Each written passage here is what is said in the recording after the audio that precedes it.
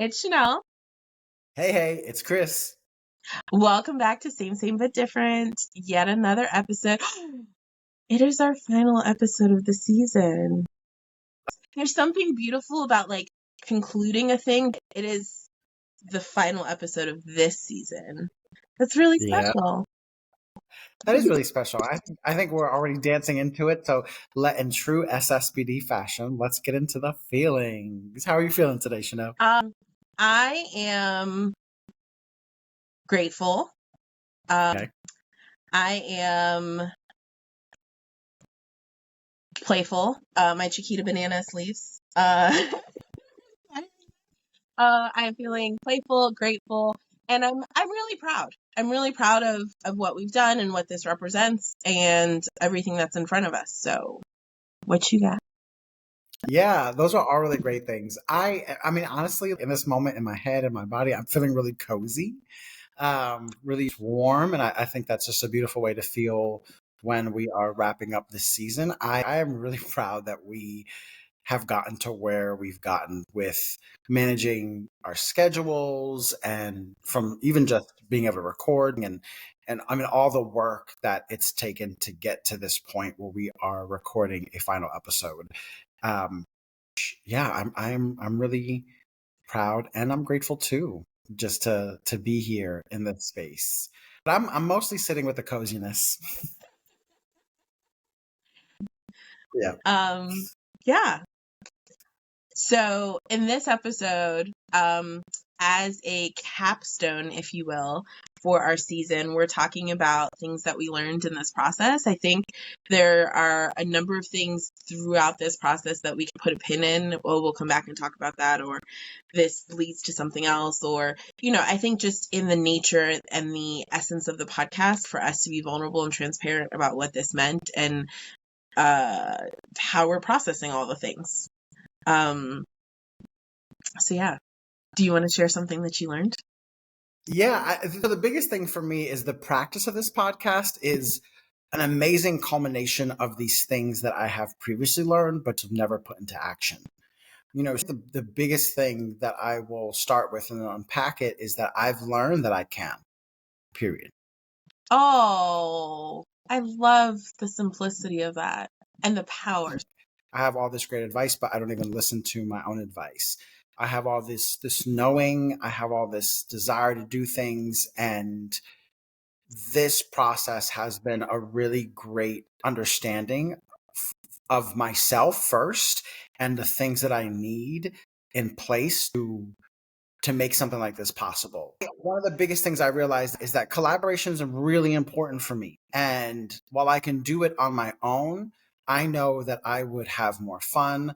I would do it better in collaboration with someone else. There's something for me that I really like and get out of the sharing responsibility, that accountability aspect, and then being able to have somebody that I am co-creating with, like that. These things are just magical ingredients that I now know that are required for me, to do something. I'm now okay with that. I'm okay with it existing, and I'm also okay with it not existing when I understand that there are just certain things that I need to do on my own. Yeah, that's really powerful. It's funny. I'm laughing to myself because you are talking about co-creating and it sounds so beautiful and so magical. And the first thing on my list was like how scary that was. I don't even know that scared was the word. I think ultimately fear is the thing that came up for me. But I was so prickly, so sensitive to everything that was happening, especially through this process, so much time and so many amazing, beautiful conversations between us. And then the weeks right before we were getting ready to launch, and in those first couple of episodes, I was like, don't text me. But I really had to sit with that because I know that's not who you are. I know that this is me. I know that I am reacting to something that is not there, that it's not from you, it's from me, and having to own that. And I realized that what this came down to is while I have done team projects, while I have collaborated, while I have been in the trenches, worked on projects. I have never co-birthed something with someone else. And I feel my only childness showing up real hard right now. But I've never co-birthed something, and even when I was in the trenches with somebody about other projects, the mission was external. So Okay.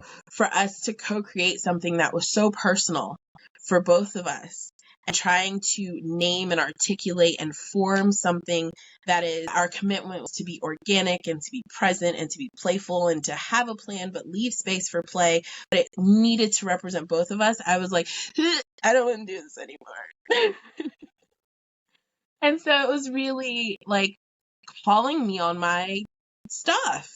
Because if you'd asked me before we got here, I would have told you, this is what I've been working towards. This is what I've called into my life. This is what I have welcomed. And it was like, did you mean it or did you not?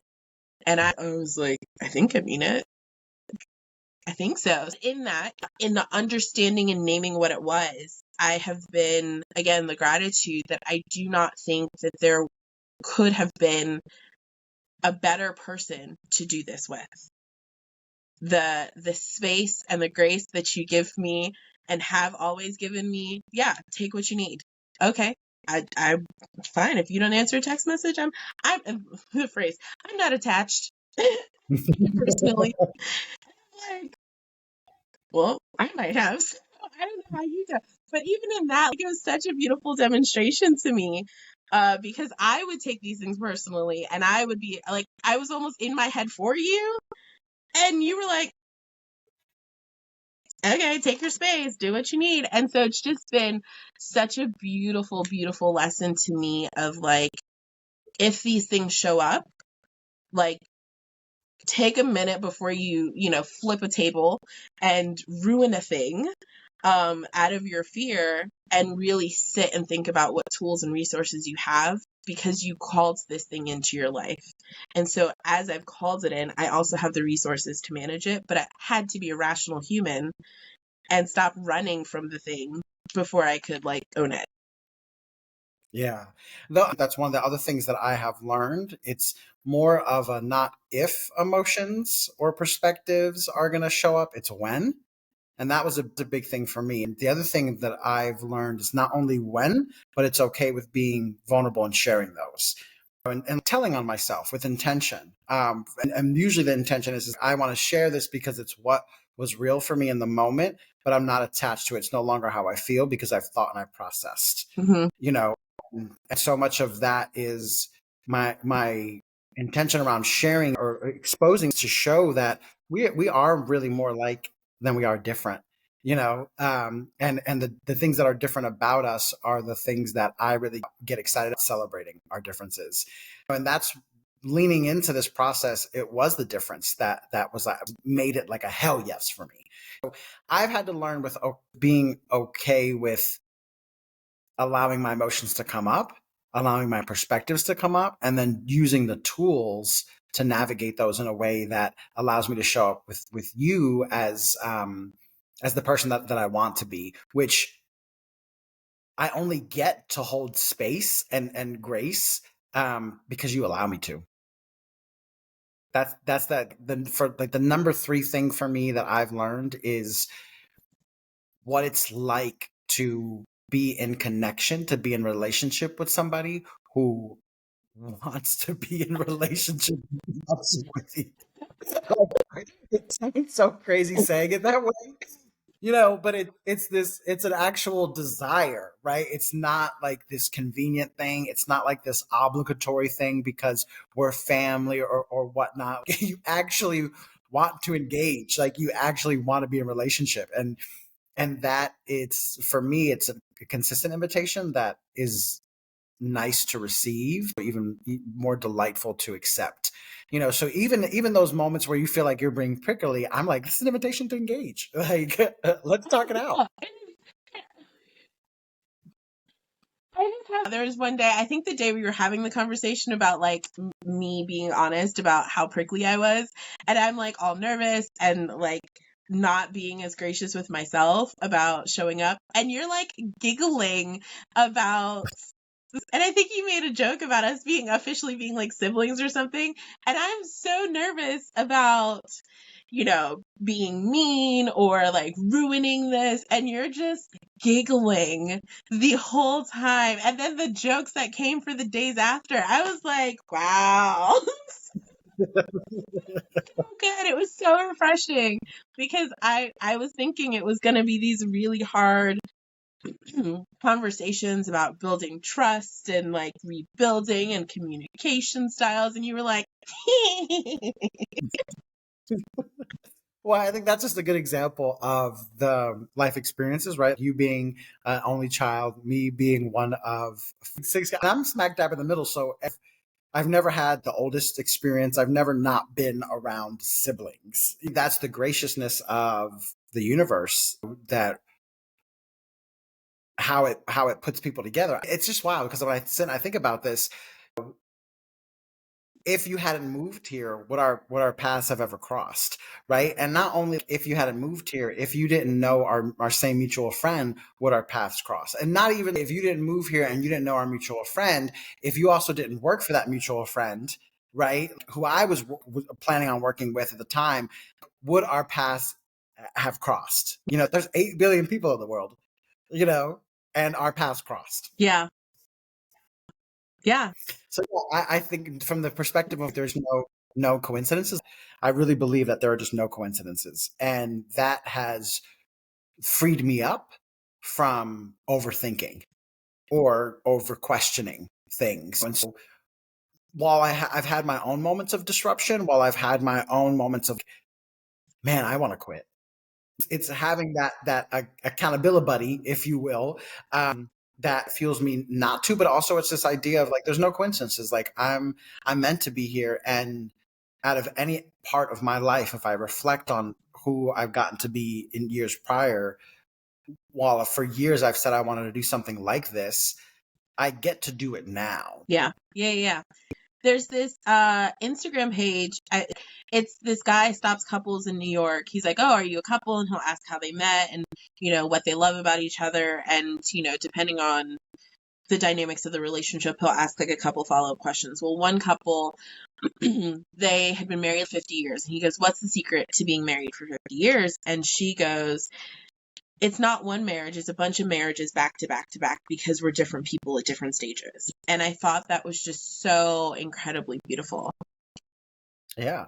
And I just think about all the little things, even just our perspective. And we were trying to find a setup, and we're tablecloths on a table, and we record, and we look like we're newscasters. The glass signs, how many different light sets up, how many different candles did we go through? All the stuff that we bought online, and then before we just returned the majority of it and embrace the simplicity of like, how do we do this in its simplest form and then build from there, versus, taking on all the research that we've learned and trying to make it work with like, well, they said we should have this and they said we should have that, and really just getting to a point where we're like, you know what? We know what they say, and this is what we're going to do because this is what works for us. So I think that other is an added lesson that I've learned, is being okay with doing all the research and having something prescriptive, but being able to color outside those lines and really do the work to understand what works for us. So it's really funny. We planned this episode and made a note to ourselves to make notes as we were going through the season of things to reflect to, and intentionally did not tell each other what was on our list. But now I'm going to follow up with my point number 2 of what I learned, which is exactly what you said. The one difference that I will say, I think for me, is as a overthinker or a reforming overthinker, I'm trying to get better about the alignment between head and gut and feeling and all the things. I really want to, my inclination, my practice behavior is to research, plan, have plan B, C, D, Q, F, L, M, N, O, P, Z, AA, and then move forward, with like phone a friend in the wings, right?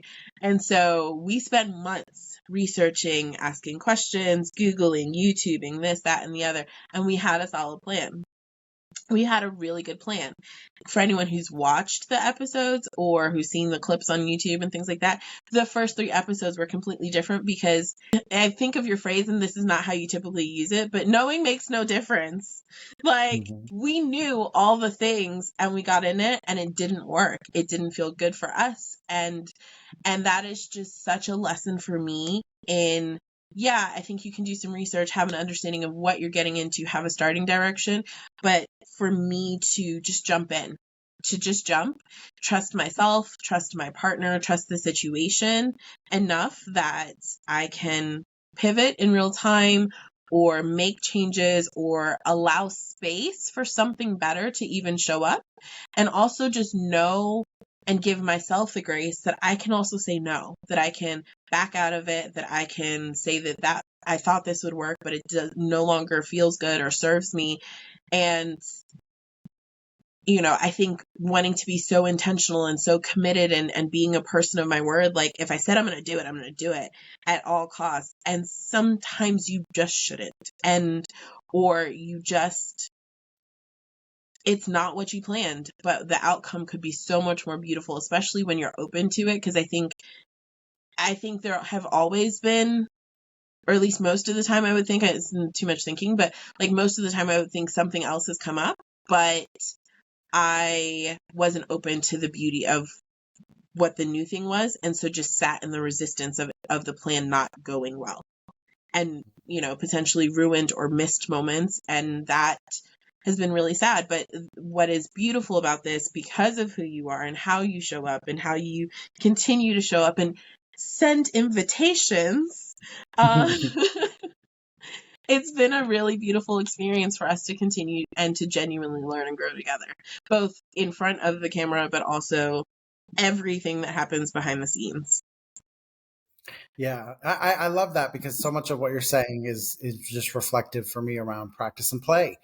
We've had to be willing to practice and play, but then also the listening and the hearing one another and just our little nuancy things. You've been such a really good lesson for me around like being honest with, I don't like the way I look in that, and being able to speak up to That's that. not Like my I best think, angle. Thank you. yeah, I think I normally I would think it, and I would feel it, but I just would be like, oh, whatever, it's not that big of a deal. Yeah, I want to feel good about how I look, and there's so much that I can do in advance of that will help this. It's the power of accountability. It's the power of co-creation, and I'm grateful that you asked that day if I wanted to do a podcast, and that you embraced my initial process. Right, Y'all, it took us hold on, how close can I get? 3 months of weekly meetings to make the vision statement. 3 months. and that's just the vision. That's just the vision statement. The vision statement. The one vision statement. Yeah. And that was very much the thing that I was attached to. I was like, I need to know that we know where we're going and that we want to be going in the same place together. And so I'm 3 grateful. months. Go back and read the vision statement. 3 months. And it is such a strong vision. And obviously the goal is to get closer and closer to that vision over time. And that's a big question mark thing for me that we won't really know until it plays out. But it excites me, this idea of how will we get closer to our vision. Yeah. Well, I think another beautiful thing that I've gotten from this is, okay, so this isn't my third thing, but this is a thing that's coming up for me as we're talking about this, is communication. I like to believe that I am a pretty effective communicator. And I think we are both annoyingly detailed and ask all sorts. Okay, wait, what did you mean when you said that? How did you feel about that? Wait, did you mean this or that? Can we look up the etymology of that word? When you define it, are we defining it the same ways that we're talking about? We are annoyingly detailed about these things. And I found myself challenged at certain points, even about our communication, especially like in text messages, because we're doing this podcast, but we also have other jobs that we're managing. So often it's like on the fly between clients, for me, between gigs or between clients. And so it is often on the fly. And so you don't necessarily always say exactly what you mean. And I don't even know that I ever told you this, but it was the conversation we had around holidays, specifically like sharing holidays on social media. And it's funny because I was with my mom and I think this was heading into Mother's Day, and I texted you and I was like, hey, how do you feel about posting pictures of our mom? And you were like, I already told you how I feel about holidays. I will not be sending you a picture. And I was like, Oh, I said it. Wait, hold on. Is that how I said it? It doesn't matter how you said it. That's how I heard it. So much so that I was out with my mom and I was like, listen to this. And I was like, and for context, you've now heard our conversation around like holidays and the idea of celebrating things because someone else told us to, and the commercialization behind it. And so we'd had conversations, and the crazy thing is we'd had multiple conversations about holidays, and even about holidays and social media. And we were like, we're really not going to do it. But I was like, but it's Mother's Day. It's like, we believe in mothers. Like, what do you mean? Right. You have one, I have one. We've adopted a few along the way. What do you mean we're not going to celebrate Mother's Day? And so, and I was in my feelings, and I was like, okay, do I do this without him? Do I push it? Do I just call his mama for a picture? Like, how do I handle this? Do I not say anything? And so there were all these questions in my head. And what I'm really glad happened is that I asked follow-up questions. Or I was like, I think I made a comment and was like, well, can we continue to talk about this? And what we ended up not having a conversation, but through text message, it was this tiny nuance of, it's not that I don't believe in Mother's Day or believe in mothers, obviously, but it's like, why are we only acknowledging mothers on Mother's Day? And so it was, how is this a bigger conversation? How are we showing up authentically around whatever holidays we're celebrating consistently throughout, the podcast, but as humans? And again, we'd had, I don't even know how many conversations around holidays, both casually as holidays have come up in our personal relationship in the year before we did this. And then in leading up to the podcast itself, we had a whole episode about holidays, and still got to this one. And I was like, and so just the nuance of communication and really leaving space, and again, being gracious and being on the same page with the goal, that the goal is to be understood. And that is a thing that I had to remind myself. I am not being annoying. I'm trying to understand. And even in that, again, I'm so grateful that you are a gracious partner and that you desire to be understood and to understand me. And in the moments that we have actually, I think the couple of times that we've legitimately disagreed, it's because we didn't understand where the other person was coming from. Yeah. And to your point about communication, it's like being willing to sit in the conversation, to not allow the initial of feelings, right? Or the default thoughts to keep us away from the goal, from what we're up to. So yeah, I definitely appreciate that, especially with text communication, right? Because text communication, I love your ability to tell on yourself. I think is really, really great. And it helps remind me that I need to do that sometimes, especially in the context of relationships that I'm choosing to be in. It's my goal with the intimacy and the vulnerability in relationships is to give my partner the user's manual to Senor Soto as I currently know it, like this current edition that I know it. Like I want you to see all sides of me because I feel like that is helpful from the space of like understanding. And so you do such a really wonderful job at being able to tell on yourself and being vulnerable about like this is how I felt in that moment that I received that, right? So your ability to allow people to understand you, to invite people into moments of understanding you, is just reinforces this, for me, the idea of like, you want to be in a relationship with me. Like that only tells me, that shows me that you want to be in a relationship, because you are giving me a chance to understand you and to know how you are feeling. And 9 times out of 10, I can relate. Like, it's your sassiness that I love. You know, it's the facial expressions that even when I'm going back and I'm editing, I'm like, oh, I really wonder what she was thinking there. I'm really effective communicating. It's layered communication, okay? There are things that I say out of my mouth, and there's things that I say with the whole rest of my face. And what most of you don't see, because it's usually like here up, is in person. It's a full-on performance. Yeah. But yeah, no, I think it's just the wanting to communicate, and I love that that is a reminder that that is a desire. And one of the things that's my mom and I have actually been chewing on recently, we both have therapists and like trade notes of what our therapists have said, which is a whole new sport for us. But something that came up, I think, recently in her therapy session that we've been chewing on, or one of her sessions, is the idea that um, if you keep coming back to a thing, that there's still something there to be explored. It's not just having the conversation to be annoying. There's something that's unresolved. Yeah. Even if you don't have language for it, or you're not fully aware of all the dynamics, the fact that you keep experiencing a thing or a feeling or confusion or like prickliness, there's something that has not been resolved.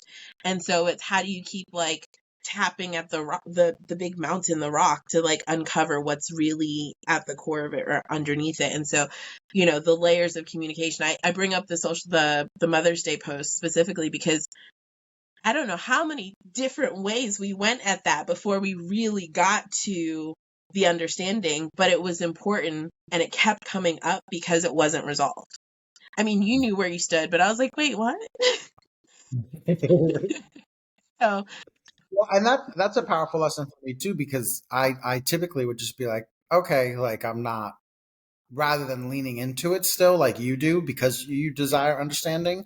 I typically would just be like, all right, it is what it is, and it ain't what it ain't, you know. And sometimes I do miss the opportunity to go a little bit deeper. So I appreciate this experience overall, because again, that's just another lesson. We're pretty vulnerable, and we expose ourselves, and we know that that's what we're up to in all of this. And you know, it's taken me, I'll be 37 this year. You know, it's taken me 37 years to be okay with this level of exposure, not only just from the recording and putting this out in the world, but also from this friendship perspective. For me, going deep in relationship is a default just requirement. Like, I can't help it, and I don't want to help it. That's where I go. I'm a Cancer with my rising is Virgo. I got Scorpio, and so I am very much that type of person that wants to go there, and you will take me there even when I don't think I need to go there. yeah, Which is great. you give it back though. So don't worry Yeah. about it. You give it back. Yeah. Um, Yes. I think my, kind of in the same vein, my other, like, our top 3 lesson, because I'm now thinking of tiny other things, but rounding out my top 3, I think, is support. So, first in our partnership, because I am, as you like to say, 1,000% confident this would not have been a podcast if it was just on me. There would not have been 12 episodes. They would not have been out on time. Or it would have been like a year or 2 from now, so that I could like record them casually and get comfortable and feel good and have the best lighting and all the stars aligned. It would not have happened. And all of the ways in which you are supporting my growth and the uncomfortableness and all the learning and all of the inquiries. And then I think zooming out even further than that, the level of support from friends and family in this. I have been humbled continuously with the gratitude of people, friends, family, people expressing their thoughts, the text messages. I think you do something like this and you hope, I think, you see all the things about being an entrepreneur, and it's like the people in your circle closest to you are probably the last ones to support you. And so I think let me not speak for you. I went into this hoping that some people would go on this journey with us, or inviting people into it and trying to really not be attached about what that looked like. And I think having you in this allowed me to focus on you and not how other people did or did not show up. But for those people that have shown up, and and largely I think it's because they tell me, I see text messages or a random comment, or we met excuse me, a couple of months ago for our book club, and your sister met, and I think the first thing that she said, she's like, "Chanel, I have a question for you." And this was from our earlier episode. She goes, "What was your GPA in college?" And it was like, you would have had to have listened. I bust out laughing so loud, so obnoxious.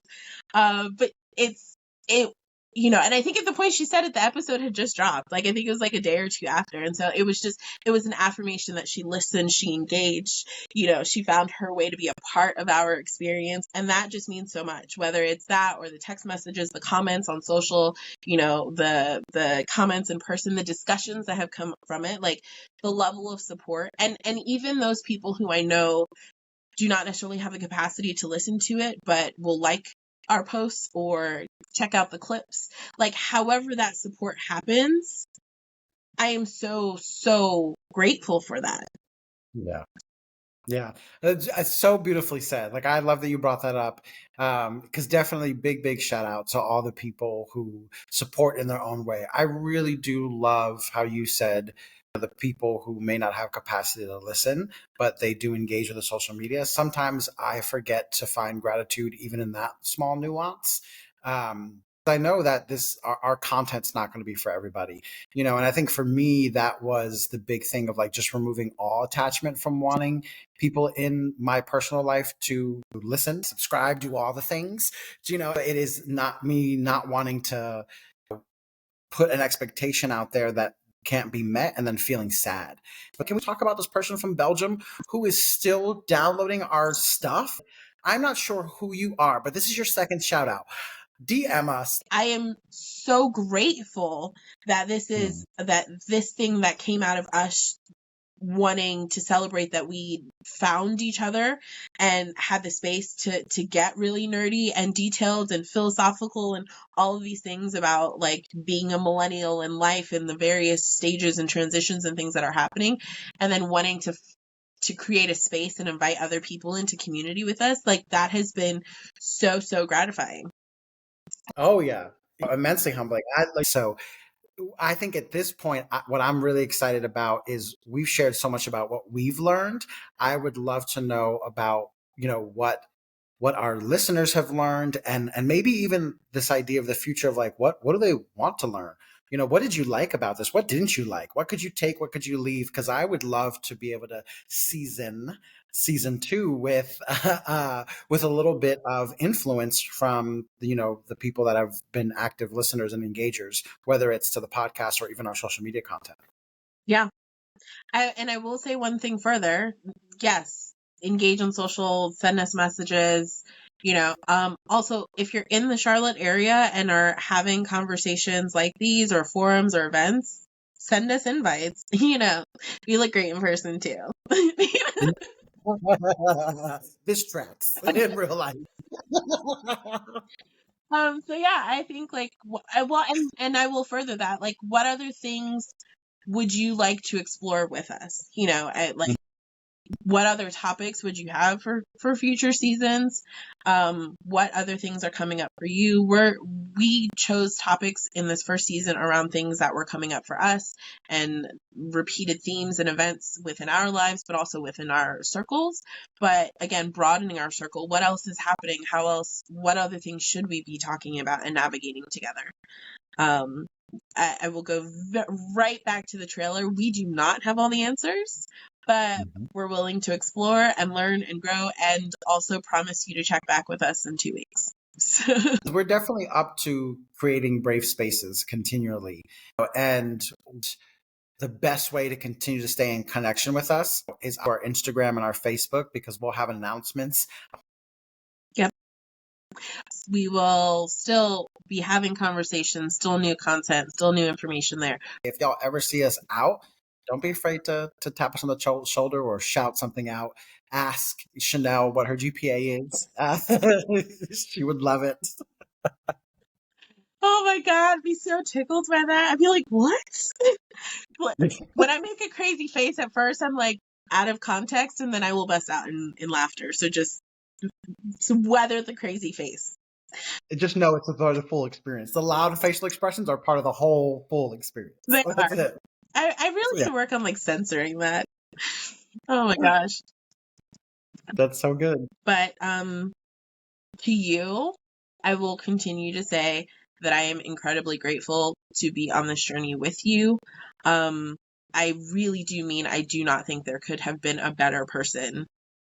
Like, actually, I'm confident that if I'd chosen, I would not have chosen as good as I got. And I'm so grateful to be on this experience with you, and of course all of our listeners, and it's just been a really, really beautiful journey. Yeah.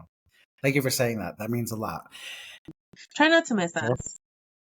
Yep. Thank you. Ciao for now. Thank you for joining us for this episode. It is a privilege to share our experiences and reflections with you.